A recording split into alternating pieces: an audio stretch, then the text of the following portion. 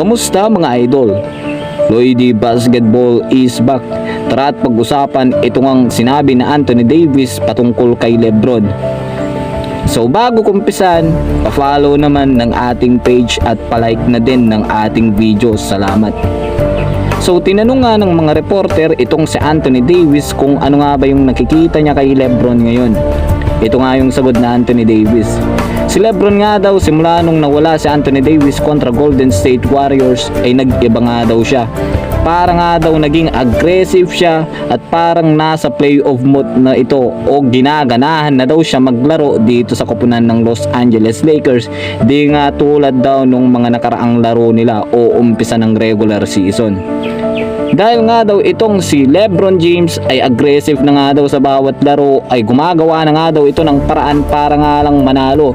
Kung pwede nga lang daw umiscore siya o gumawa ng play o assist, ginagawa niya na ngayon para nga maibigay sa Los Angeles Lakers itong panalo.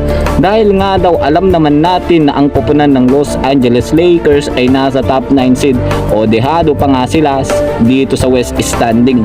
So gusto nga daw nilang at least makuha itong top 7 o top 8 dito sa West standing, dahil nga pag nananatili ka talaga dito sa top 9 ay delikado ka nga pagdating ng play-in at isang talo nga lang wala ka ng chance mapunta dito sa playoff.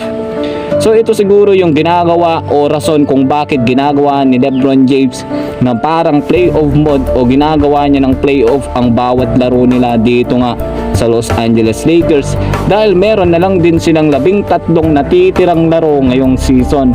So kailangan talaga nilang maghabol para nga makuha o makahabol pa sa top West standing. Hindi naman daw nila iniisip itong ang top 6 dito sa West standing kung mahihirapan talaga sila. Basta nga lang daw makakuha sila dito ng kahit top 8 o top 7 dito sa West standing, para nga lang daw kahit matalo sila ay meron pa silang tsansa na makabawi o mapunta dito sa playoff. Dahil nga daw dito sa top 9 ay medyo dehado pa talaga daw sila, dahil nga kailangan mo pang manalo ng 2 beses para nga lang makapasok dito sa playoffs.